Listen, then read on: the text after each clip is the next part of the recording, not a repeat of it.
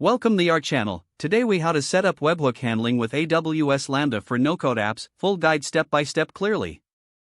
To set up webhook handling with AWS Lambda for no-code apps, start by signing into your AWS Management Console. Navigate to the Lambda service from the AWS Services menu. Click on the Create Function button to start creating a new Lambda function. Select the Author from Scratch option for function creation. Provide a name for your function that reflects its purpose. Choose a runtime, preferably Node.js or Python, which are common choices for webhooks. Scroll down to the Permissions section and create a new role with basic Lambda permissions.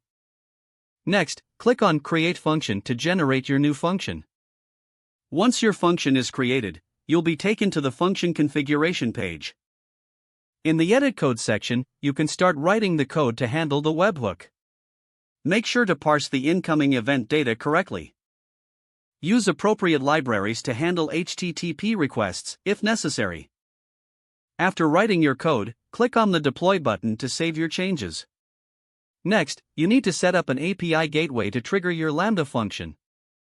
Go to the API Gateway service from the AWS Management Console. Click on Create API and select HTTP API for a simpler setup. Follow the prompts to create your API, giving it a relevant name. Once your API is created, click on Integrations and then Add Integration. Choose the Lambda function you created earlier from the list. In the next step, set up routes for your API. Define your webhook endpoint using an HTTP method like POST. Deploy your API by clicking the Deploy button in the API Gateway console. Take note of your API endpoint URL, as you will need it for webhook configurations.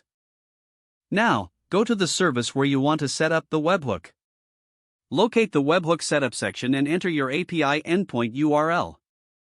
Configure any authentication or required headers as necessary. Test the webhook by sending a sample request to verify it is working correctly. Monitor your Lambda functions logs in CloudWatch to troubleshoot any issues.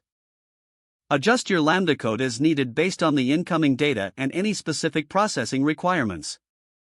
Don't forget to like this video and subscribe to our channel for more step-by-step tech guides.